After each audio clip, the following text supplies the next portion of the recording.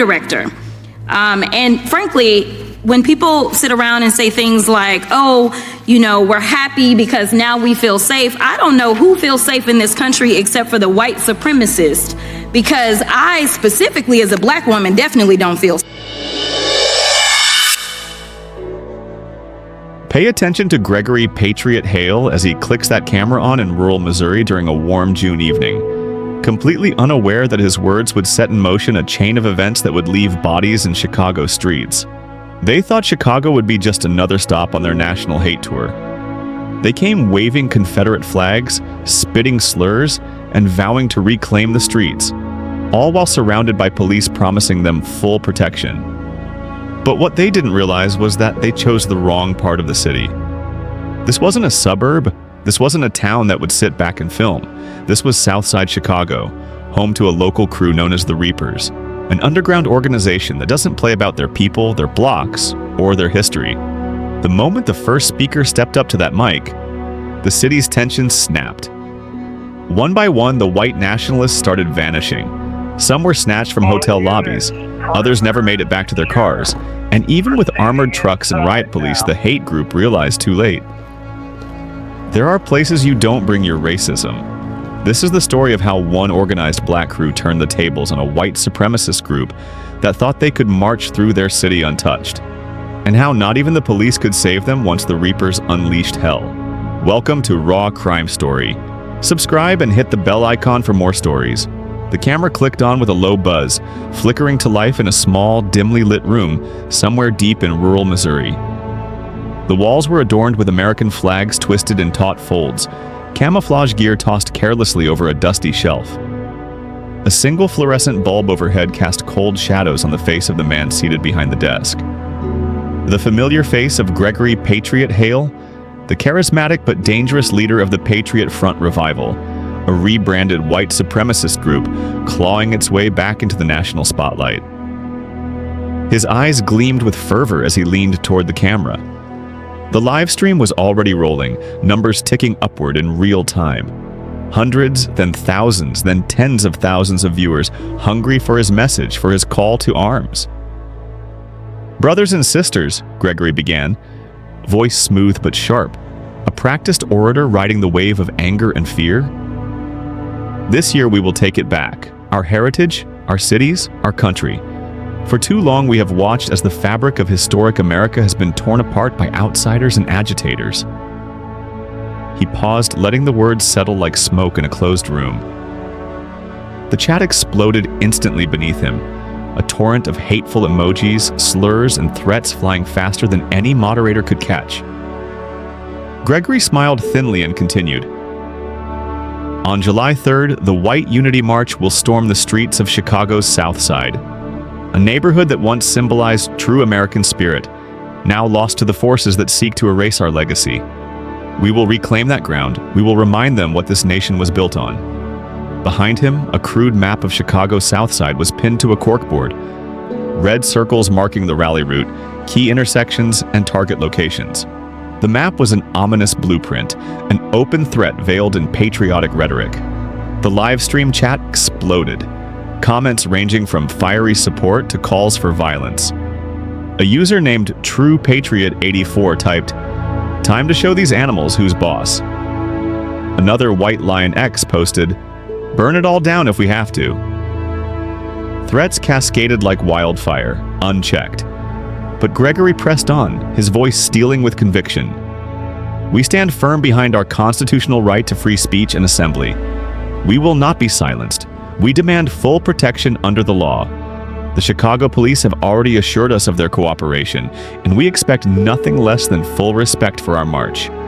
At that moment, the live stream screen split, and a face appeared in the corner. Captain Mark Reynolds, a Chicago Police Department spokesperson. His tone was formal, practiced. "The Chicago Police Department is committed to upholding the constitutional rights of all citizens, regardless of the message they carry. We will ensure the safety and protection of all lawful demonstrations." The juxtaposition was chilling. The law's shield cast over hate's spear. Back in the chat, viewers were emboldened. "This is the beginning, boys. Chicago won't know what hit it." Can't wait to see them run. Our time is now. Outside the studio, somewhere unknown, a faint breeze rustled through cornfields. But inside, the air was thick, electric with anger, anticipation, and the promise of chaos. The camera stayed fixed on Gregory's resolute face as he signed off. Prepare yourselves. July 3rd, Southside Chicago. History will remember who stood tall. The stream cut, but the storm it unleashed was just beginning. The buzz of clippers, the hum of conversation, and the faint scent of aftershave filled the cramped barbershop on 63rd Street, deep in the heart of Englewood. The walls were plastered with posters of hip-hop legends, local sports heroes, and faded photographs of family reunions, reminders of a community's pride and resilience that had weathered decades of neglect. But today, the usual rhythms were fractured. The usual chatter had turned tense, a low murmur weaving through the room as the men leaned in close, eyes glued to their phones. On screen, the video announcement of the White Unity March, the rally set for Southside Chicago, was replaying. The words blared in bold captions. Taking Back America, Reclaim Historic Chicago, Join us July 3rd. The first reaction was disbelief. Wait, are they serious? Are they really coming here? Muttered Jamal, a local father of 3, his brow furrowed as he scrolled through the barrage of racist comments flooding the livestream. That's a whole-ass declaration of war, snapped Marcus, a barbershop regular who'd grown up dodging gunfire and gang crossfire alike. He punched a fist into his palm. You telling me they think they can just roll up here and take back? What ain't theirs? Nah, man, this is our turf. Near the back, Dante Ghost Freeman sat silently, eyes narrowed but sharp. He was a tall man with the kind of presence that didn't ask for attention. It demanded it. His military haircut was freshly trimmed, but his shoulders still carried the weight of years spent in combat zones overseas and on Chicago streets alike. Ghost had been a Marine Corps infantryman. He'd faced dangers few around here could imagine. But this was different. This was home. He listened to the heated debates around him, talk of defense, retaliation, unity. Then, without turning his gaze from the window, he spoke, voice low but unmistakable. If they want smoke, they picked the right city. The words hung heavy in the air, stopping conversations mid-flow. The room fell into a charged silence. Every man felt the weight of what that meant. Southside Chicago was no stranger to violence, but this was a new kind, a fight against hate itself. Ghost's reputation wasn't just about muscle or tactics, it was about knowing how to rally a community, how to move shadows through alleyways, and how to keep a fragile peace balanced on a knife's edge. He rose from his chair and walked to the center of the room. The other men naturally parted as if acknowledging an unspoken hierarchy. Ghost's eyes scanned the faces, young, old, hardened, hopeful, all sharing a collective tension. They think this is just some rally, he said, voice rising with measured intensity. They don't know the history the city carries, the blood spilled to keep it alive. They don't know the spirit that's been forged right here, in these streets. Jamal nodded, voice trembling slightly with emotion. We ain't just going to stand and watch. We'll show them what it means to mess with Chicago. Ghost pulled out a crumpled piece of paper from his jacket pocket, a hand-drawn map of key locations, supply routes, and safe houses. The room's attention locked on every line. We're organizing, Ghost said. Eyes everywhere. We'll be ready. Outside, the sun dipped low, casting long shadows over the cracked sidewalks and graffiti-tagged walls. Neighbors gathered on stoops, exchanging worried glances and whispered plans. The community's heartbeat quickened, fueled by a mix of fear and fierce resolve. In the corner, a mother hushed her restless child, whispering, We protect our own. We keep our streets safe. The barbershop's fluorescent lights flickered overhead, but the energy inside burned brighter. A fire kindled by the threat looming on their doorstep, and the unwavering promise to defend their home. Ghost stepped back, his gaze steely. Let them bring their hate, he said, voice cold and certain. "We'll be waiting." The fluorescent lights buzzed overhead in the cramped briefing room of the 1st District Police Precinct, their harsh glow bouncing off whiteboards scrawled with maps and deployment charts. A dozen officers sat stiffly on folding chairs, their faces a mix of fatigue and tension. The air felt thick, like the calm before a storm nobody wanted but all expected. Captain Reyes, a seasoned officer with decades on the force, stood at the front, flipping through notes on a clipboard. His eyes swept the room, landing briefly on each officer, weighing their readiness. "The Patriot Front revival is coming to Southside," Reyes began, voice low but firm. "Their White Unity March is scheduled for Saturday. Our orders are clear: protect their right to assemble peacefully." Murmurs rippled through the room. Detective Jameson, a young black officer, leaned forward, voice tight. "Captain, with all due respect, how do we protect a rally that's basically a hate parade? That group's history is violent. What about the community's safety?" Reyes nodded slowly. "I hear you. But our job isn't to take sides, it's to enforce the law impartially." Lieutenant Marshall, a white officer known for his by-the-book approach, cleared his throat and stepped forward. His posture was rigid, his jaw clenched with a mixture of frustration and resolve. "Doesn't matter what they're saying," Marshall said, voice sharp. "We protect the speech, not the speaker. The Constitution doesn't allow us to shut them down just because their message is ugly." The room fell silent. Some officers exchanged uneasy glances. Sergeant Davis, an older black officer, finally spoke. "This isn't just speech, this is provocation. We're talking about a group that thrives on intimidation, on stirring racial tensions. Are we just supposed to stand by while that boils over?" Marshall's eyes narrowed. "Our orders are from above. We maintain order.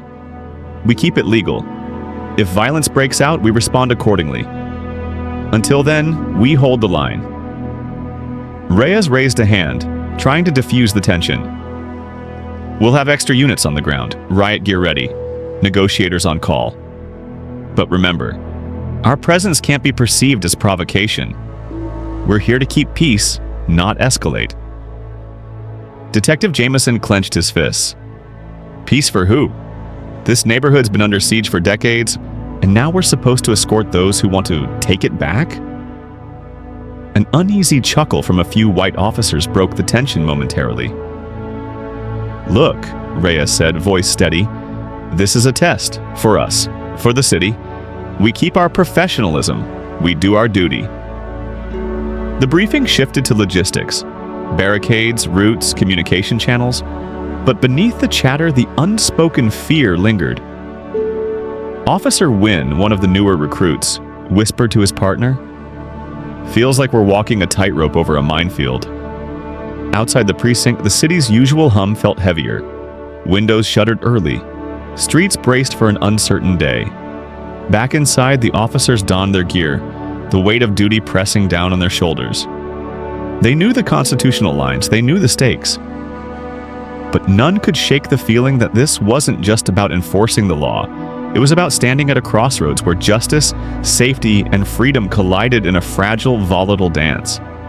Make sure you hit that subscribe button, because this story is about to take a dark turn you won't see coming. The sun dipped low over Bronzeville, casting long shadows across the cracked sidewalks and faded brick row houses. The neighborhood breathed with a rhythm born of decades, music spilling from open windows, children playing between parked cars, neighbors greeting one another with familiar nods. But tonight, something was different. Down the block, vans rumbled in from the interstate, blacked out windows, bumper stickers sporting slogans cloaked in coded hate, flags unfurled that bore symbols meant to intimidate and erase. The Patriot Front revival had arrived. Tires hissed against the asphalt as the vehicles rolled to a stop near a modest hotel, its once grand facade now weathered and scarred like the neighborhood itself. Men in tactical vests, faces obscured by bandanas and tattoos, spilled from the vans. Their presence was alien, a stark intrusion into a community that had long weathered storms far worse than strangers' hate. From a porch across the street, Mrs. Johnson sat in her worn rocking chair, hands folded in her lap. The world had taught her to stay quiet, to watch, to endure. Her eyes narrowed as she studied the newcomers. No words escaped her lips, but her gaze spoke volumes. "They don't know where they are," she murmured under her breath, a statement heavy with warning. On another corner, Dante Ghost Freeman leaned against a lamppost, eyes shadowed beneath a hood. His hands were tucked into his jacket pockets, fingers twitching with anticipation. His military training taught him patience. His heart, however, beat fast, each arrival like a countdown to reckoning. Nearby, teenagers gathered in clusters, whispering rumors and theories. Some gripped their phones, ready to document the arrival of the outsiders who threatened to disrupt their lives. Across the street, a young mother pulled her child close, her eyes scanning the unfamiliar faces with weary distrust. The weight of history pressed on her shoulders. Generations of struggle and survival folded into each glance. The supremacists moved with the arrogance of conquerors, unaware that beneath the surface simmered a community steeled by resilience. The hotel's parking lot became a staging ground for flags. Chants rehearsed in hushed tones and plans whispered through clenched jaws. A man with a jagged tattoo creeping up his neck cracked a smile, his confidence fueled by numbers and bravado. But he didn't notice the eyes watching from shadows, the silent messages exchanged among neighbors readying for what was to come. Inside the hotel lobby, an uneasy receptionist shuffled papers, casting nervous glances at the newcomers. The city outside was a battleground of past and present, a place where the scars of racism clung like shadows in every alley, in every heartbeat. As the night deepened, the arrivals lit fires, literal and metaphorical, setting in motion a chain that would rattle the streets and echo through the city's veins. Mrs. Johnson rocked slower now, whispering a prayer and a warning. They don't know where they are. And with that, the stage was set. The outsiders had come. But Bronzeville was no stranger to fights like this, and it wasn't about to back down. The heavy wooden doors of the abandoned church creaked open, revealing a dimly lit basement that smelled of damp stone and forgotten prayers. The stained glass windows, shattered long ago, cast fractured patterns on the cracked concrete floor, giving the room an eerie mosaic of light and shadow. Inside, a dozen figures moved with silent efficiency, each one a cog in a well-oiled machine. This was no ordinary group. They were the Reapers, a name whispered in back alleys, a shadow in the city's underbelly, known for their discipline, tactical minds, and unyielding resolve. Dante Ghost Freeman stood at the head of the long wooden table, maps spread wide before him. His voice was low but commanding as he traced lines along the printed rally route. Streets, alleys, choke points. Every inch had been studied, memorized, turned over like a puzzle begging to be solved. "We know their path," Ghost began, eyes locked on each member of the crew. "They think they own the streets, but this city belongs to us, to those who live here, to those who fight for it." The room was silent save for the faint rustle of fingers tapping on worn surfaces and the soft hum of a nearby radio tuned to police scanners. One of the younger members, a sharp-eyed woman known as Viper, leaned forward, nodding. "They're marching with confidence, but that confidence is blind." Ghost's gaze hardened. Blind is good. It means we can predict their moves, control the chaos. A man with a scar tracing his jawline called Razor cracked a grin. "They're walking straight into a trap." Laughter bubbled up from the crew, a brief release of tension that echoed against the cold walls. Ghost raised a hand, silencing the room. "We hit them fast, hit them hard. No witnesses, no mistakes." Plans were hashed out, roles assigned with military precision. Scouts would monitor the rally route from rooftops, relaying movements via burner phones. Strike teams would position themselves in alleys and side streets, ready to intercept. The crew checked weapons, mostly non-lethal but enough to send a message. Smoke bombs, flashbangs, and smoke grenades were packed into backpacks, along with communication gear and first aid kits. The air was thick with anticipation. This wasn't just a mission, it was a statement. As Ghost looked around the room, he saw more than fighters. He saw protectors, guardians of their home against those who sought to sow division and hate. He tapped a finger on a marked spot on the map, the site where the first rally barricade would be erected. "That's where it starts," he said. "We make sure it ends our way." The crew nodded, eyes blazing with purpose. Outside, the city slept, unaware of the storm brewing beneath its streets. The Reapers were ready, and the white supremacists had no idea what was coming. The night air was heavy and thick with the hum of distant city sounds. The hotel where the Patriot Front Revival had set up their base for the rally stood tall and cold, its neon sign flickering faintly like a warning nobody dared read. Inside, the group's members were scattered in clusters, pumping each other up with promises of reclaiming their version of America. Kyle adjusted the cuff of his camouflage jacket, the fabric worn but clean, and flicked his lighter open. He stepped quietly out the back door, the chill biting at his exposed skin as he lit his cigarette and took a long drag. The night was unusually still, the quiet only broken by the soft rustle of leaves and the occasional distant siren. Kyle exhaled slowly, his breath curling in the cold air, and took a few more puffs, leaning back against the cracked brick wall. The other members were still inside, buzzing with energy and bravado, unaware that something had already gone wrong. Minutes passed. The crackle of the lighter died out, but Kyle remained outside, eyes scanning the shadows. Then, without warning, he shifted. Just a slight movement, a subtle lurch. Someone watching from the corner of the street might have caught the flicker of a figure slipping from the edge of the light into deeper darkness. But no one did. Inside, the chatter continued, oblivious to the growing tension just beyond the door. It wasn't until an hour later that someone noticed Kyle was missing.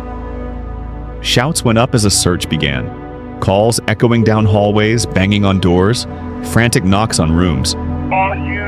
Panic rippled through the group, their confidence faltering for the first time. Outside, down a narrow alleyway dimly lit by a single flickering street lamp, the truth awaited.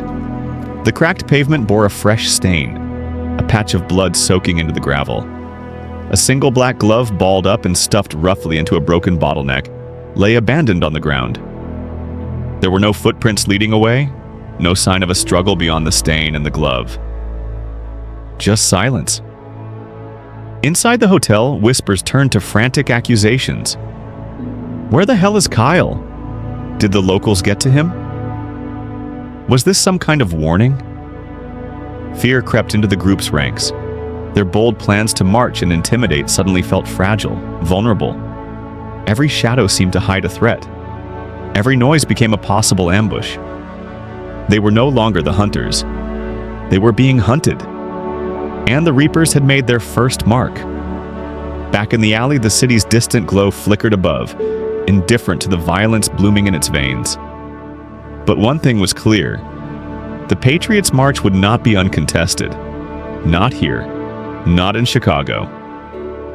Pay attention to Marcus Ironclad Turner as he steps off that van at Washington Park during the gray morning of July 3rd, completely unaware that this will be his last march. The morning dawned gray and heavy over Washington Park, the large green space nestled deep in Chicago's South Side. Barricades snaked through the streets like cold steel veins, and the sharp scent of tear gas lingered faintly in the air from weeks of preparation. Riot police in full gear lined the sidewalks, their faces obscured behind helmets and visors, creating a grim wall of order against the chaos that threatened to spill.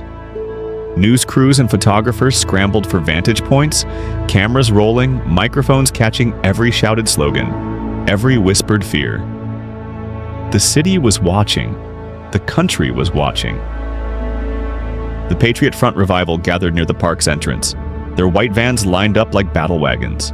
Flags bearing archaic symbols flapped in the chilly wind. The men and women were dressed in matching black and white gear, body armor beneath crisp jackets, their faces hard, eyes burning with a fierce, unyielding determination. Their chants rose in waves. "Take it back! Take it back! Take it back!" The words cut through the tension like a blade, sharp and unrelenting. Passers-by, journalists, residents, and police watched as the group's march began, a slow, deliberate push forward into the heart of the city. But the crowd wasn't just spectators. On the opposite side, local activists and residents had gathered quietly, their own energy simmering just beneath the surface. They were here not just to protest hate, but to defend their homes, their histories, their lives. The air crackled. A brick arced through the sky, tossed from the edge of the crowd. It shattered against a police shield, sparks of panic igniting like flint against stone.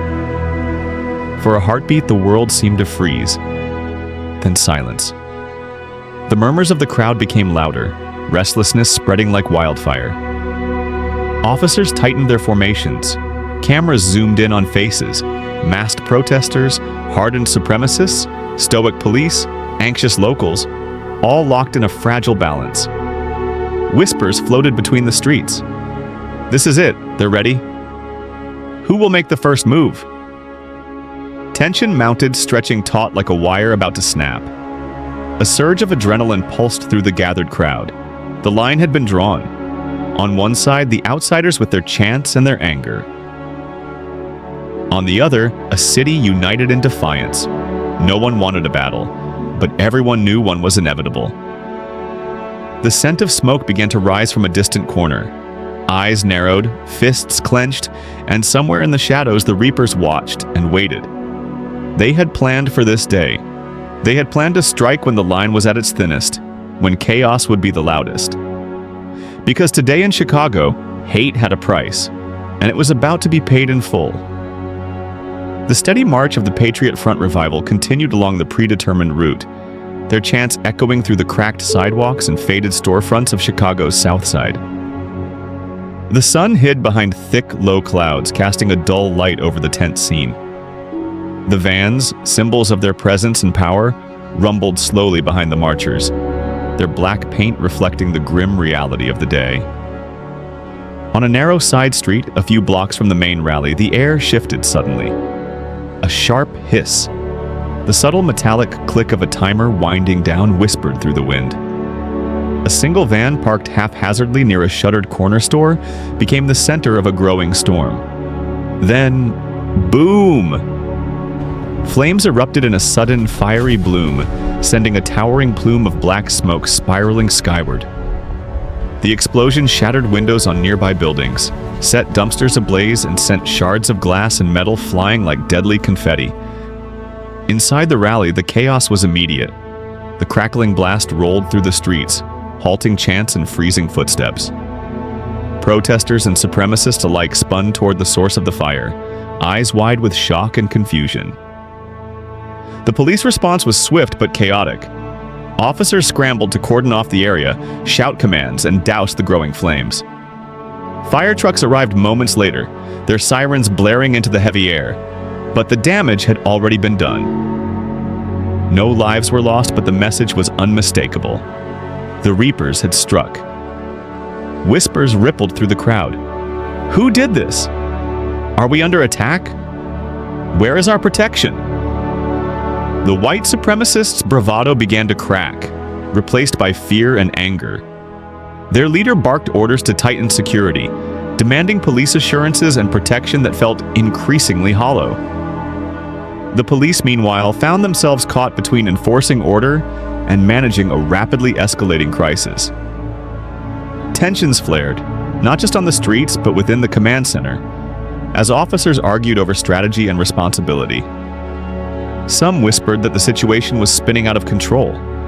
Others feared the rally was a powder keg waiting for a spark. Amid the confusion, the rally's momentum faltered.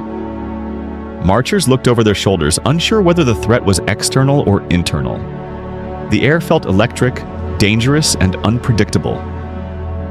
From their hidden vantage points, Ghost and the Reapers monitored every move. Their plan was working. The fear was spreading. But they had more strikes planned, more hits that would shatter the illusion of control. Because the city of Chicago wasn't just defending itself, it was fighting back, and the Reapers weren't done yet. Pay attention to Marcus Ironclad Turner as he marches through that busy intersection near 55th and Cottage Grove during the height of the chaos. The emotional safety of every marcher at risk as the invisible hand of justice approaches. The streets of Chicago's South Side had never seen anything like this, especially not in broad daylight. The marchers had just rounded a busy intersection, the noise swelling into a roar of chants and jeers.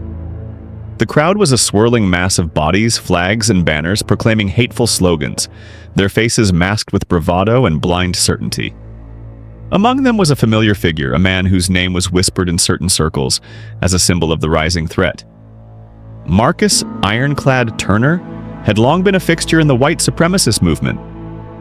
Tattoos snaking up his arms. A history of violence. A reputation for brutality that preceded him like a storm cloud. But today, Ironclad's swagger would falter.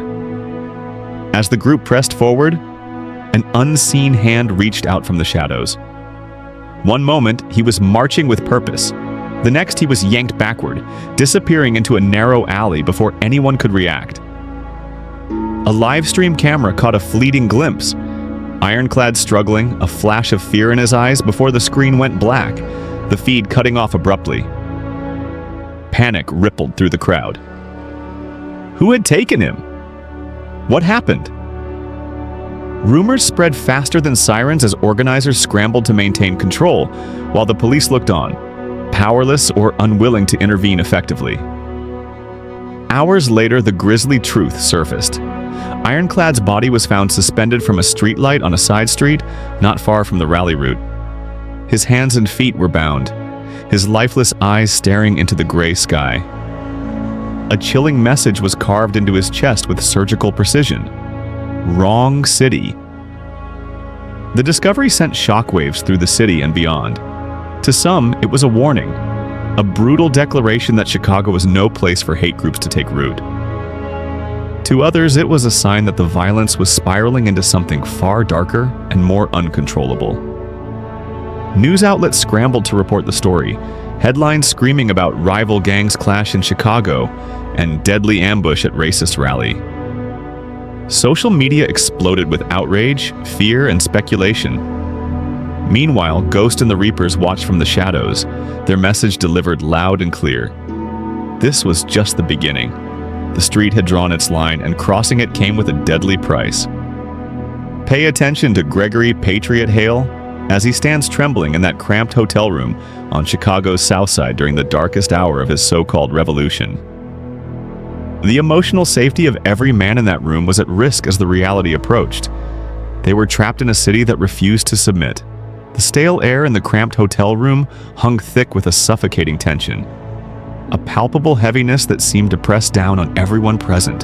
Fluorescent lights flickered intermittently, casting restless shadows that danced on cracked walls, mirroring the growing unrest among the white supremacists who had once marched side by side with fierce, unified purpose. Now that unity was dissolving, unraveling into suspicion and raw fear, the room itself felt smaller, as if the walls were closing in on the gathering of men who paced, clenched fists, and exchanged cold, accusing glances.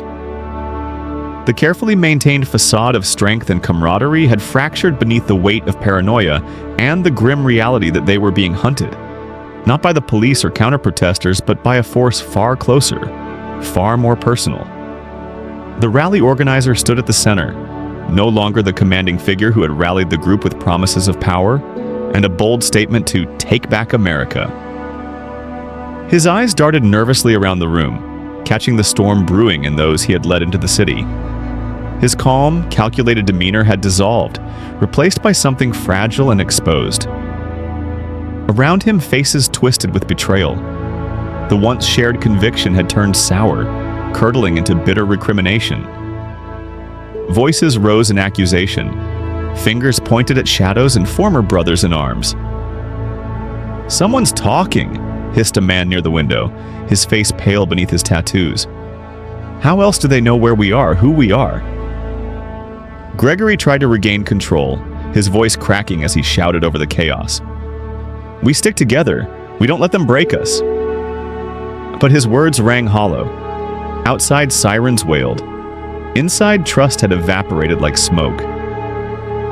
If you're enjoying this story, hit that subscribe button and turn on notifications, because the streets always have more tales to tell. By midnight, the hotel lobby was nearly empty. Half the group had fled Chicago under cover of darkness, their vans speeding toward the interstate with defeated urgency. The rally that was supposed to reclaim America had lasted less than 8 hours. The body count stood at 1 confirmed dead. Ironclad Turner, his corpse a grim monument to miscalculation. The Chicago Police Department held a press conference 3 days later. Captain Martinez stood at the podium, her face drawn but resolute. "We are investigating multiple incidents of violence, including 1 homicide. We will pursue justice through legal channels." But everyone watching knew the truth.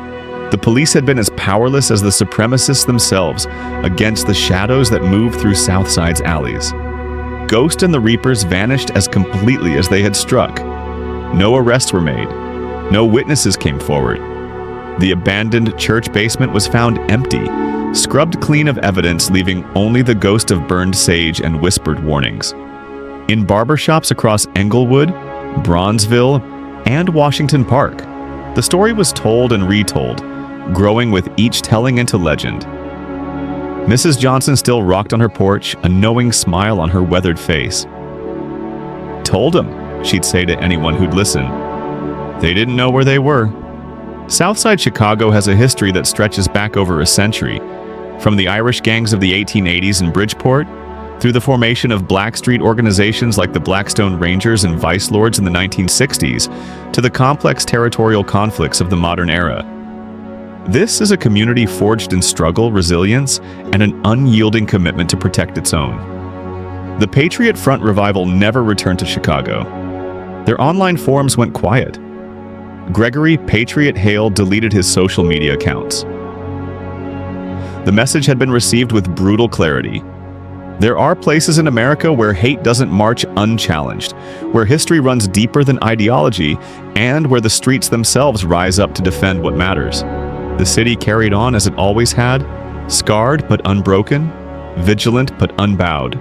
This is Raw Crime Story, reminding you that every street has a story, and every story has consequences. Subscribe for more true crime narratives that reveal the hidden battles fought in America's cities. Hit that notification bell, you won't want to miss what comes next. The Reapers, if they ever existed, faded back into the urban mythology of Chicago's South Side. But their message endured, whispered in the wind that rushed through the alleyways.